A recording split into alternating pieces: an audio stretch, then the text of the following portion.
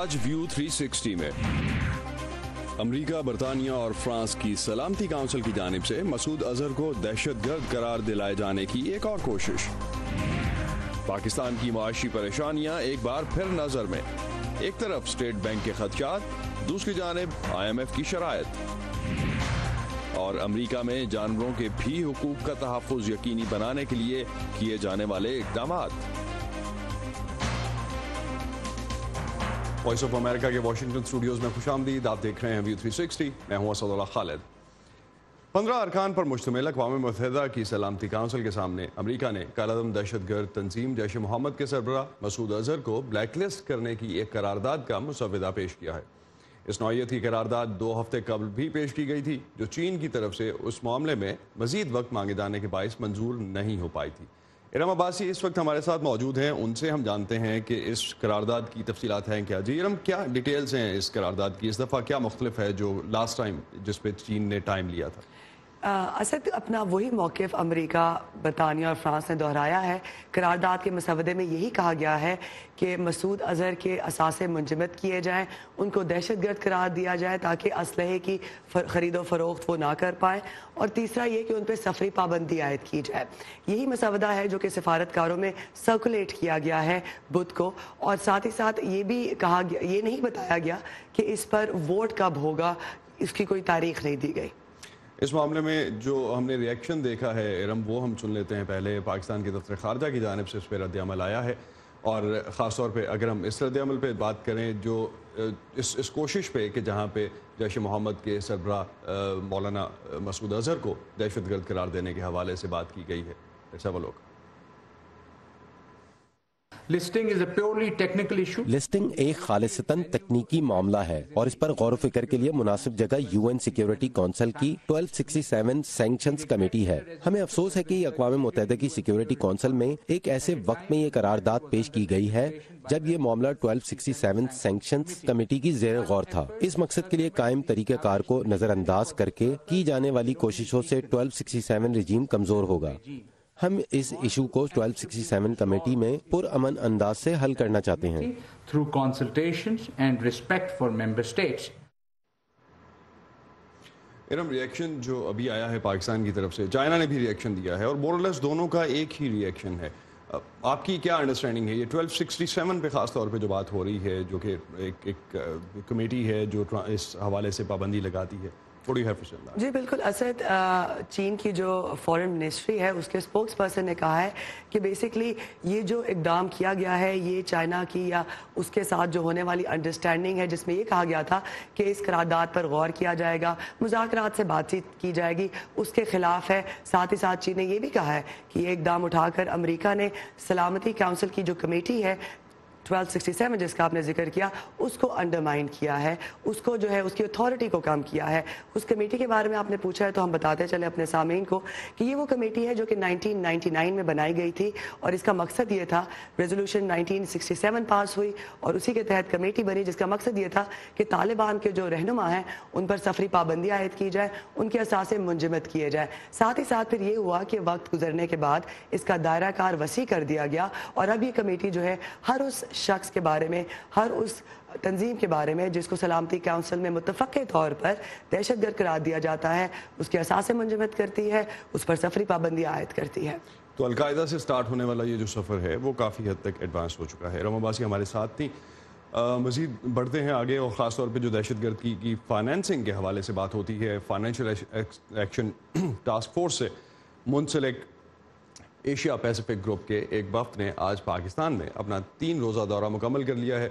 ये वफ़द इंसदाद money laundering और दहशतगर्दी की माली मुआवनत की रोकथाम के लिए पाकिस्तान की जानिब से किए जाने वाले इक़दामात का जायज़ा लेने के लिए पाकिस्तान आया था। वफ़द की जानिब से पाकिस्तान में 8 कालादम तंजीमों के ख़िलाफ़ अमली तौर पर कार्रवाइयों के बारे में सवालात किए गए हैं। APG अपनी रिपोर्ट अगस्त में पेश करेगा जनरल बॉडी मीटिंग में, और इस साल के आखिर में या 2020 के शुरू में जारी होने वाली इस रिपोर्ट का हिस्सा होगी, जो कि कॉम्प्रिहेंसिव रिपोर्ट 2009 में इससे पहले आई थी और 2019 में, अब की बार ये 2020 में जारी की जाएगी। इसके अलावा FATF का मई में होने वाला इजलास भी पाकिस्तान के ग्रे लिस्ट में होने या ना होने के हवाले से कोई फैसला ले सकता है।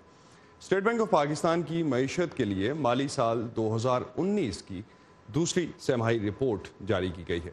स्टेट बैंक के आदाद व शुमार के मुताबिक पाकिस्तान की मुआशी शरह नमू माली साल 2019 में 3.5 से 4% के दरमियान रहेगी, जबकि शरह नमू का हदफ 6.2% था।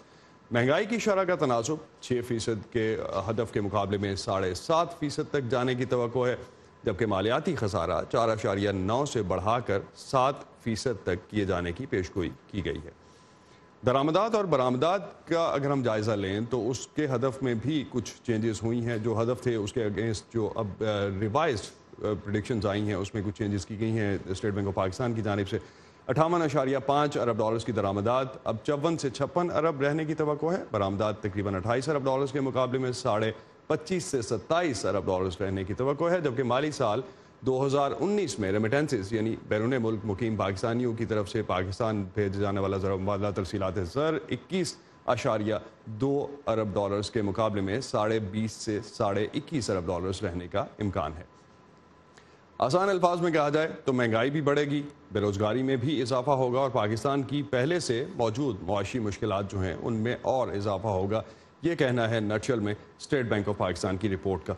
दूसरी जानिब IMF के मिशन के पाकिस्तान के दौरे के बाद नए 3 साल IMF प्रोग्राम पर भी बातचीत आगे बढ़ी है। IMF प्रोग्राम में जाना पाकिस्तान को कितना सपोर्ट कर सकता है, इस हवाले से हम बात करेंगे और पाकिस्तान की मुआशी मुश्किलात के हवाले से हम बात करेंगे। उज़ैर यूनुस हमारे साथ स्टूडियोज में मौजूद हैं। बहुत शुक्रिया उज़ैर आपका, director South Asia Albright Stonebridge. किस तरह से देखते हैं आप पाकिस्तान की इस वक्त की मुआशी मुश्किलात इन कॉन्ट्रास्ट टू पाकिस्तान की जो हुकूमत की पॉलिसीज़ हैं, अगर हम ओवरऑल इकनॉमिक पॉलिसीज़ का जायज़ा लें? ये देखिए, मुश्किलात बढ़ती जाएंगी, बिलखुसूस मिडिल क्लास और लोअर मिडिल क्लास तबके के लिए। अमीरों को इससे इतना फ़र्क नहीं पड़ेगा। और जो पॉलिसीज़ हैं हम देखते हैं कि 6 माह से ज़्यादा हो गए PTI की हुकूमत को आए हुए और अभी तक यही लग रहा है कि पहले वो होमवर्क करके नहीं आए थे और अभी तक वो एक पॉलिसी डायरेक्शन दे नहीं पाए हैं। तो आप देख लें कि फाइनेंस मिनिस्ट्री एक चीज़ कहती है, स्टेट बैंक एक चीज़ कहती है, IMF के ऊपर अभी तक डील नहीं हो सकी है और हम अभी तक इंतज़ार कर रहे हैं कि बिग पॉलिसी डायरेक्शन मईशत के मामले में इस हुकूमत का क्या है वो किसी को मालूम नहीं है इस वक्त। लेकिन कुछ की एलिमेंट्स भी हैं जिस पे ओवरऑल अब तक हम सुनते रहे हैं। असद उमर की जो फाइनेंस मिनिस्टर हैं उनकी जानिब से काफ़ी स्टेटमेंट्स भी रहीं। आज भी इनफैक्ट IMF के हवाले से भी उन्होंने कहा, जिसका थोड़ी देर पहले हम जिक्र कर रहे थे, कि IMF से 6 से 12 अरब डॉलर का पैकेज नीड्स हमारी, हमने देखा दोस्त ममालिक की जानिब से काफ़ी मदद की गई। अभी कितनी नीड है आगे और किस तरह से उसको फुलफिल किया जाएगा? डायरेक्शन लेस अगर आप कह रहे हैं तो डायरेक्शन बेहतर कैसे हो सकती है? डायरेक्शन बेहतर इस तरह हो सकती है, देखें हर हुकूमत का एक फोकस होता है। तो आप अगर पीपल्स पार्टी की हुकूमत देखें तो उनका फोकस था 18वीं तरमीम और डेवोल्यूशन, उन्होंने वो करके दिखाया और पहले दिन से वो इस पर काम कर रहे थे। नवाज शरीफ साहब की हुकूमत आई तो उन्होंने बड़े पावर प्लांट्स और बड़े हाईवेज़ के ऊपर प्रोजेक्ट, CPEC बड़ा फोकस था, तो उस पर उन्होंने डिलीवर करके दिखाया। इस हुकूमत के 6 माह से ज़्यादा हो चुके हैं और पता नहीं है कि फोकस है किधर। मेरे नज़दीक उनको फोकस करना चाहिए गर्दिशी कर्ज़ों के ऊपर, जिसे सर्कुलर डेट कहा जाता है, इसके साथ साथ टैक्स कलेक्शन के ऊपर फोकस करना चाहिए। और ये फोकस ये नहीं कि आपने 2 रुपये पैसे 2 रुपये बढ़ा दिए फ़ी यूनिट बिजली के और 4 रुपये इधर बढ़ा दिए और गरीब तबके को पीस दिया। आपने एक स्ट्रक्चरल रिफॉर्म करना है और आपने एक सिम्त दिखानी है कि जो लोग टैक्स नहीं देते इस मुल्क में, जो लोग बिजली चोरी करते हैं, उनसे पैसे वसूल करके ये जो लॉसेज हैं इनको पूरा किया जाएगा। उज़ैर, बिल्कुल आपने जिस तरह से IMF ने जो डिमांड्स रखी हैं, जो IMF की जो कंडीशंस हैं, मोर और लेस आप भी वही बात कर रहे हैं। क्या ये जेन्युइनली ज़रूरत है जो IMF कह रहा है? हम उसको अगर कंडीशनैलिटीज़ कहते हैं पाकिस्तान में, जिस तरह से उसको ट्रांसलेट किया जाता है, पाकिस्तान कहता है कि ये कंडीशनैलिटीज़ हैं, सॉफ्टन होनी चाहिए। तो अगर ये स्ट्रक्चरल रिफॉर्म्स हैं तो why they need to be soft? जी बिल्कुल होने चाहिए और मैं समझता हूँ कि ये नेसेसिटी है, IMF के बगैर या IMF के साथ होना चाहिए ये काम। और इसके लिए ज़रूरी दूसरी तरफ ये भी है कि आप पार्लियामान में बैठ के दूसरी जो बड़ी पार्टियां हैं उनको साथ लेके चलें, क्योंकि ये 5 साल का काम नहीं है। ये जो मसला है ये 40 साल से होते हुआ है, तो इसको साफ़ होते होते 10-15 साल लगेंगे। तो आपको कंटिन्यूटी चाहिए, उसके लिए बायन की ज़रूरत होगी। तो मुझे अभी तक ये लग रहा है कि हुकूमत के अंदर ये एक व्यू था और अभी भी है कि IMF के बगैर या मुश्किल डिसीजंस के बगैर हम ये काम कर लेंगे। तो उन्होंने 2 मिनी बजट दे दिए, उसको रिफॉर्म्स पैकेज कह दिया।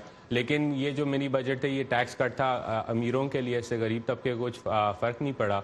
और अब जब ये कह रहे हैं कि हम बिजली महंगी करेंगे, गैस महंगी करेंगे, जो कि IMF भी कह रहा है, तो उससे गरीब तबके को ज़्यादा नुकसान होगा। तो स्ट्रक्चरल रिफॉर्म्स आप कहते हैं कि वो ज़्यादा ज़रूरी हैं। IMF की कंडीशंस में कुछ और भी जो शराइत की बात कर रहे थे, IMF की शराइत की, اس میں کرنسی کے حوالے سے بھی کافی حد تک جو ہے وہ بات کی گئی ہے. جی, اور یہ باتیں ریفارمز کی صرف IMF یا میں نہیں کہہ رہا, یہ اسٹیٹ بینک پاکستان کی رپورٹ میں بھی یہی لکھا ہوا ہے. اور کرنسی کے معاملے میں جو فری فلوٹ کی بات کی جا رہی ہے وہ یہی ہے کہ جب آپ ایک کرنسی کو ایک اونچے لیول پہ رکھتے ہیں تو آپ کے جو زر مبادلہ کے ذخائر ہوتے ہیں وہ آپ یوز کرتے ہیں اس کو مینیج کرنے کے لیے. پاکستان کے پاس وہ ذخائر ہیں نہیں, تو آپ نے نواز شریف کے دور میں دیکھا کہ جب وہ کرنسی کو اونچا رکھا گیا تو آپ اپنے جو ہے امپورٹ بڑھاتے گئے اور زر مبادلہ کے ذخائر کم ہوتے گئے. تو IMF کا کہنا یہ ہے کہ آپ اپنی جو ایک اسکیرس ریسورس ہے اس کو ان کاموں میں استعمال نہ کریں, کہیں اور لگائیں اور روپے کو ویسے ہی ہونے دیں ایسے دوسری دنیا کی معیشتیں ہیں وہ اس کو فلوٹ کرنے دیتی ہیں. فائن.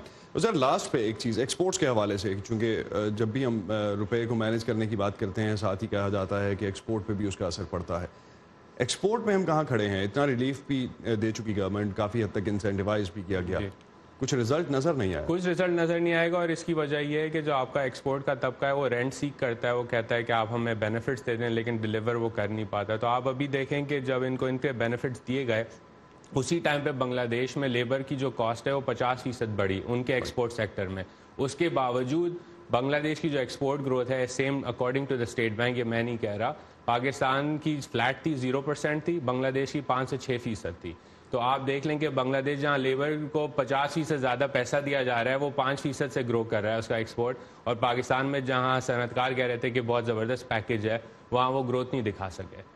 بہت شکریہ عزیر آپ کا ہمیں جوائن کرنے کا. عزیر یونس ناظرین ہمارے ساتھ تھے, ڈائریکٹر ساؤتھ ایشیا آل برائٹ اسٹون کے ساتھ, اور خاص طور پہ ہم بات کر رہے تھے کہ جس طرح سے پاکستان میں اس وقت معاشی مشکلات ہیں ان پہ کس طرح سے آگے چل کے قابو پایا جا سکتا ہے اور نئی گورنمنٹ کی ڈائریکشن کیا ہے. کچھ آگے بڑھتے ہیں. فیس بک کے حوالے سے کچھ ڈیولپمنٹس ہیں. فیس بک نے اپنے پلیٹ فارم اور انسٹاگرام پر سفید فارم قوم پرستی اور اس پر مبنی علیحدگی پسندی کی تعریف جو ہے نمائندگی اور حمایت کرنے پر پابندی عائد کر دی ہے. نیوزی لینڈ کے شہر کرائسٹ چرچ میں حملہ آور کی جانب سے 2 مساجد پر دہشت گرد حملوں کی ویڈیو کی لائیو اسٹریمنگ کو نہ روک سکنے پر فیس بک پر کافی دباؤ تھا. اس حوالے سے کافی کرٹیسائز بھی کیا جا رہا تھا, اگرچہ فیس بک نے نسل, مذہب اور قوم پرستی کی پر مبنی نفرت انگیز مواد کو بہت عرصہ پہلے سے بین کر رکھا ہے. سفید فارم قوم پرستی پر مبنی مواد اس سے پہلے پابندیوں کے زمرے میں نہیں آتا تھا. اقوام متحدہ کی سلامتی کونسل کے 15 میں سے 14 ارکان نے گولان ہائٹس کے متنازع علاقے کو اسرائیل کا حصہ تسلیم کرنے کے امریکی فیصلے پر کڑی تنقید کی ہے. اس خبر کی تفصیل کے لیے آپ آ سکتے ہیں ہماری ویب سائٹ urduvoa.com پر, جہاں آپ کو پاکستان سمیت دنیا بھر سے اہم خبریں ملیں گی. اور اگر ہماری ویب سائٹ تک رسائی میں آپ کو مشکل پیش آ رہی ہو تو آپ facebook.com/VOA اردو کے پیج پر آ سکتے ہیں, جہاں آپ کو ہمارا سارا کانٹینٹ بآسانی ملے گا. صوبہ سندھ کی تہذیب 5000 سال پرانی بتائی جاتی ہے. سکھر شہر میں سن 1980 سے مٹی کے ٹھیلوں سے مختلف اقسام کی اشیاء ملنے کا سلسلہ جاری تھا, اور جب باقاعدہ طور پر یہاں کھدائی کا کام شروع ہوا تو موئنجو-ڈارو سے مماثلت رکھتے آثار ملے. یہاں کچھ ایسی اشیاء بھی ملی ہیں جو پہلے کسی آثار قدیمہ میں نہیں ملی تھیں, مگر اب لاکھنجو ڈورو نامی اس جگہ پر قبضہ ہو جانے کے بعد کھدائی کے تمام نشانات کو مٹا دیا گیا ہے. سکھر سے کرن مرزا کی رپورٹ. سکھر سائٹ ایریا میں سن 2006 میں محکمہ آثار قدیمہ سندھ نے کھدائی کا آغاز کیا. اس سے پہلے مقامی باشندے کئی مرتبہ یہاں سے نوادرات ملنے کی خبر دے چکے تھے. مٹی کے چھوٹے بڑے ٹیلوں کے اندر سے ہزاروں سال پرانی تہذیب کے آثار ملے. ان میں پکی مٹی سے بنائے گئے کمرے, انسانی کھوپڑی, مٹی سے بنے گلدان, ہاتھی دانت سے بنی مہر, مٹی کے کھلونے, زیورات اور ٹی شیپ پر اشکال شامل ہیں. ان میں سے کئی نوادرات اب شاہ عبداللطیف یونیورسٹی کے میوزیم میں موجود ہیں. ایک مخصوص قسم کا پتھر ملتا ہے جس کو ہم بینڈیڈ چرٹ کہتے ہیں.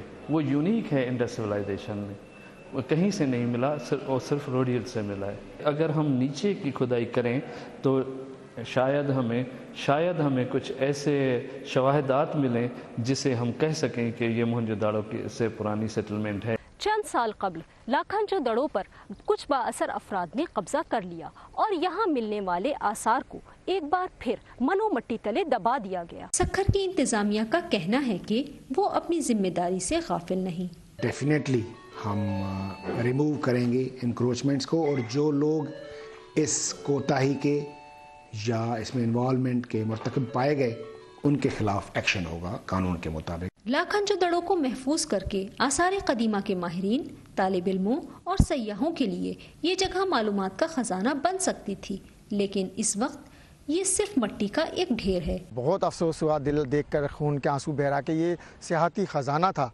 जिसे हमें डेवलप करना चाहिए था, इसको प्रिजर्व करना चाहिए था। लाखन दड़ों की जमीन अगर कब्जा माफिया से न छुड़ाई गई तो दुनिया पाकिस्तान की जमीन में पोशीदा एक ऐसी तहजीब के बारे में जानने से महरूम रह जाएगी जो अपने अंदर एक दुनिया समोए हुए है और इंसानी तारीख के अनोखे राज मिट्टी तले दफन ही रह जाएंगे। Kiran Mirza, Voice of America, Sukkur. और अब आपको दिखाते हैं भारत के एक पुलिस स्टेशन का हाल। दिल्ली के मंदरमर्ग पुलिस स्टेशन का नाम सुनते ही आसपास की कच्ची आबादियों में रहने वाले चहक उठते हैं। उनके लिए ये थाना वो जगह है जहां उनके बच्चे सुकून से 3 घंटे पढ़ाई कर सकते हैं और खेल भी सकते हैं। थाने में बच्चों को खुशामदीद कहने का आइडिया पुलिस वालों का ही था, लोगों को ये बताने के लिए कि वर्दी के पीछे एक दिल भी होता है। नई दिल्ली के मंदिर मार्ग पुलिस स्टेशन में रोज की गहमा गहमी जारी है। थाने के बाहर भी अचानक हलचल तेज हो गई। आप सोच रहे होंगे कि थाने में बच्चों का क्या काम। दिल्ली की एक कच्ची आबादी से ताल्लुक रखने वाले इन बच्चों के लिए हफ्ते में 4 रोज ये पुलिस स्टेशन स्कूल बन जाता है। अपने स्कूल से ज्यादा मजा बच्चों को पुलिस स्टेशन में आता है। यहाँ साइलेंट बोर होता है और पढ़ने में मजा आता है, और यहाँ आधा घंटा खिलाते भी हैं और पढ़ाते भी, इसलिए मुझे यहाँ बहुत अच्छा लगता है। स्कूल में पढ़ाते हैं, इधर वो रिवीजन करा देते हैं इसका, तो उससे हमें मदद मिल जाती है स्कूल की। मेरा स्कूल छूट गया है तो मैं पढ़ाई नहीं कर पा रही, और यहाँ आई तो मैं पढ़ाई कर पा रही। बच्चों को पढ़ाने की जिम्मेदारी उठाई है सर्वहित नाम के एक गैर सरकारी इदारे ने। पुलिस स्टेशन में जगह मिलने के बाद से ये एनजीओ अपना काम और बेहतर तरीके से कर पा रहा है। मैंने कभी भी नहीं सोचा था कि इतना अच्छा रूम बच्चों को प्रोवाइड कराया जाएगा। हम फुटपाथ पे वहाँ पढ़ाते थे, पहले सफाई कराओ, हटाओ सब कुछ, फिर बच्चों को पढ़ाओ। कुछ बच्चे भाग जा रहे हैं, उनका पता नहीं है। I don't think we can find a safer place than a police station, right? ये बच्चे पुलिस स्टेशन पहुँचे कैसे, ये जानने के लिए आपको इनकी बस्ती में चलना होगा। कालीबाड़ी मार्ग पर मौजूद गोल झुग्गी इलाका। गोल तो नहीं, लेकिन ये इलाका गरीब और बदहाल जरूर है। इस कोने में सरभेते बच्चों को पढ़ाया करता था। पुलिस को नाजायज तजावुजात की शिकायत मिली और वो इन्हें हटाने आ पहुंची। बस्ती के हालात और एनजीओ की कोशिश देखकर पुलिस वालों ने एक दिलचस्प पेशकश रखी। वो हमसे काफी हमारे आइडिया से वो इंस्पायर्ड, तो उन्होंने फिर बोला कि you can teach them over here. वैसे पढ़ते नहीं थे, अब बहुत कुछ आने भी लगा बेटर, तो मैं सब बच्चे पढ़ते हैं। ये जो माहौल है बहुत थोड़ा गलत है यहाँ की कॉलोनी का। आप पुलिस स्टेशन के अंदर रूम लेके और बच्चों को सेपरेट पढ़ा रहे हैं, ये बहुत ही अच्छा है। बच्चों के माँ बाप ने ख्वाब में भी नहीं सोचा था कि उनकी औलाद के लिए अच्छी तालीम का रास्ता एक पुलिस स्टेशन से गुजरेगा। समाज के जिस तबके से ये बच्चे आते हैं, वहाँ पुलिस के नाम से भी लोगों में खौफ पैदा हो जाता है। लेकिन अपनी इस पहल से इस पुलिस स्टेशन ने न सिर्फ आवाम और पुलिस के बीच दूरी को कम करने की कोशिश की है, बल्कि इन बच्चों को बेहतर मुस्तकबिल देने की तरफ भी एक कदम उठाया है। Ritul Joshi, voice of America, Delhi. और अब आपको दिखाते हैं योगा में आया एक नया ट्विस्ट। और इस ट्विस्ट में है क्या, अब योगा करने वालों का साथ देंगी बकरियां। इन बकरियों के साथ योगा कैसे किया जा सकता है, गोट योगा के बारे में जानते हैं सादिया ज़ेब रांझा से।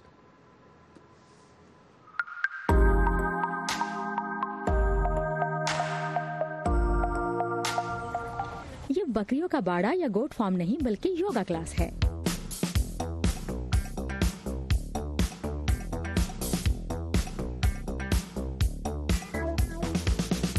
और मेमने इस क्लास का अहम हिस्सा हैं। इलाज मुआवजे में ये बहुत मददगार हैं। बकरियां या मेमने आपके पास और करीब रहना पसंद करते हैं। जब से मैंने योगा में इनका इस्तेमाल शुरू किया है, मेरे यहाँ आने वालों में खातिर ख्वाह इजाफा हुआ है। मैं अपने फार्म हाउस पर हर हफ्ते गोट योगा क्लास का इनेकाद करती हूँ। ज़हनी और जिस्मानी फवायद के लिए हजारों साल से योगा किया जा रहा है। वक्त गुजरने के साथ साथ इसमें जिद्दत भी आई, जिसमें एक योगा में जानवरों का इस्तेमाल है। मैंने इस बारे में काफी सुना है। ये एक नया ट्रेंड है जिसे हर कोई ट्राई करना चाह रहा है, इसलिए मैंने भी सोचा कि इस क्लास को ज्वाइन किया जाए। मुझे ये तजुर्बा बहुत अच्छा लगा।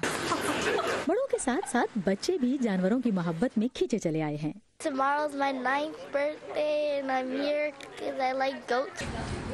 اس کلاس میں شامل افراد کا کہنا ہے کہ یہاں آنے کا مقصد ذہنی اور جسمانی سکون کے علاوہ نئی چیزوں اور نئے رجحانات کو ٹرائی کرنا بھی ہے۔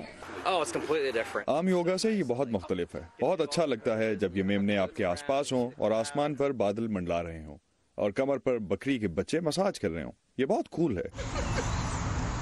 یہاں یہ اندازہ لگانا مشکل ہے کہ کون زیادہ انجوائے کر رہا ہے، بکری کے یہ بچے، یوگا کرنے والے یا یوگا دیکھنے والے۔ لیکن جہاں یوگا آپ کے ذہنی اور جسمانی سکون کا باعث بنتا ہے، وہیں پر جانوروں کی بے لوث محبت آپ میں زندگی کی ایک نئی روح پھونک دیتی ہے اور اس سے مقامی کاروبار کو بھی فائدہ پہنچا ہے۔ ہم نے اپنے ریسٹورنٹ میں ان کلاسز کا اہتمام کیا ہے کیونکہ ہم نے دیکھا کہ کیلیفورنیا اور شمالی میری لینڈ میں یہ ٹرینڈ بہت عام ہے لیکن اس حصے میں نہیں، اور پھر ہم چاہتے تھے کہ ہمارے گاہکوں کی دلچسپی کا کوئی سامان کیا جائے۔ پولیس بار اینڈ گرل کے آرگنائزرز کا کہنا ہے کہ وہ ان کلاسز میں اضافے کا ارادہ رکھتے ہیں تاکہ زیادہ سے زیادہ لوگوں کو اس سے لطف اندوز ہونے کا موقع مل سکے، کیونکہ جسمانی ورزش کے ساتھ یہ آپ کے ذہنی دباؤ کو کم کرنے میں بھی مددگار ٹھہرتا ہے۔ سادیہ زیبرانجا، لا پلاتا، میری لینڈ۔ جانوروں کے حقوق کے لیے بھی کئی تنظیمیں امریکہ میں سرگرم ہیں۔ ایک طرف سماجی سطح پر جانوروں کے تحفظ کو یقینی بنانے کے لیے شعور اجاگر کیا جاتا ہے، دوسری جانب جو قوانین جانوروں کے تحفظ کے لیے بنتے ہیں ان کے نفاذ کو بھی یقینی بنانے کے لیے اقدامات کیے جاتے ہیں۔ امریکہ میں جانوروں کے حقوق اور تحفظ کی صورتحال جانتے ہیں وردہ خلیل سے۔ ٹکی نامی اس کتے کو کیلیفورنیا کے ایک خالی گھر سے انتہائی بری صورتحال میں ریسکیو کیا گیا، جہاں اس کا مالک اسے تنہا چھوڑ کر گھر خالی کر گیا تھا۔ ریور سائڈ کاؤنٹی کیلیفورنیا کے لیے کام کرنے والی آفیسر سیسیلیا موریس سے جب ٹیگی کے بارے میں پوچھا گیا تو ان سے بات کرنا مشکل ہو گیا۔ میرے لیے یہ بہت دل دہلا دینے والا منظر تھا۔ میں حیران تھی کہ یہ اب بھی زندہ ہے۔ امریکہ جیسے ملک میں جہاں جانوروں کے حقوق کی کئی تنظیمیں ہیں، وہاں بھی آئے روز جانوروں پر تشدد کے واقعات سامنے آتے رہتے ہیں۔ امریکہ میں جانوروں کے تحفظ کے لیے کام کرنے والا ادارہ American Society for the Prevention of Cruelty to Animal یا ASPCA ایسے ہی جانوروں کی جان بچانے کی کوشش کرتا ہے۔ ہم جانوروں کو قبضے میں لے لیتے ہیں جو اس وقت تک ہمارے ساتھ رہتے ہیں جب تک ان کے مالکان کے خلاف مقدمات عدالت میں چلتے ہیں۔ ASPCA کے مطابق ہر سال 65 لاکھ جانوروں کو شیلٹر ہومز میں منتقل کیا جاتا ہے۔ Humane Society of the United States کے مطابق وہ افراد جو گھروں میں اپنے شریک حیات یا بچوں کو برے سلوک کا نشانہ بناتے ہیں، وہ ممکنہ طور پر اپنے پالتو جانوروں کے تشدد میں بھی ملوث ہوتے ہیں۔ امریکی کانگریس میں ہر سال جانوروں کے حقوق کے لیے قانون سازی کی ضرورت اجاگر کرنے کے لیے ایک تقریب منعقد کی جاتی ہے۔ سب سے اہم چیز جو ہم کرنا چاہتے ہیں کہ ہم لوگوں میں یہ شعور اجاگر کرنا چاہتے ہیں کہ آخر کتے کو انسان کا بہترین دوست کیوں کہا گیا ہے۔ یہ ایک خاص تعلق ہے۔ سروس ڈاگز ویٹرنز کے ڈپریشن کے علاج کا اہم ذریعہ ہے، وہ ہماری زندگی کا اہم حصہ ہے۔ امریکہ کی 50 ریاستوں میں جانوروں پر تشدد کو سنگین جرم قرار دیا گیا ہے۔ ہم کانگریس کے دوسرے اراکین سے مل کر جانوروں پر ظلم اور تشدد کو روکنے کے لیے اسے جرم قرار دینے کے حوالے سے قانون بنا رہے ہیں۔ ہمارا مقصد اسے جلد از جلد ممکن کرنا ہے۔ جانوروں کے تحفظ کو یقینی بنانے کے لیے نہ صرف نئی قانون سازی کی جا رہی ہے بلکہ قانون نافذ کرنے والے اداروں کو تشدد کے واقعات کا پتہ لگانے اور تحقیقات کے لیے خصوصی ٹریننگ بھی فراہم کی جا رہی ہے۔ امریکی قانون ساز اس وقت ایک ایسے بل کی منظوری کے لیے کام کر رہے ہیں جس کے تحت جانوروں پر تشدد میں ملوث افراد پر جانوروں کو اڈاپٹ کرنے کی 5 سال کی پابندی لگائی جا سکے گی۔ وردہ خلیل، وائس آف امریکہ، واشنگٹن۔ یہ تھا آج کا ویو 360۔ فیڈ بیک کے لیے آپ آ سکتے ہیں facebook.com/VOA اردو کے پیج پر، اور تازہ ترین خبروں کے لیے آئیے ہماری ویب سائٹ urduvoa.com پر۔ اسد اللہ خالد کو اجازت دیجیے، اللہ حافظ۔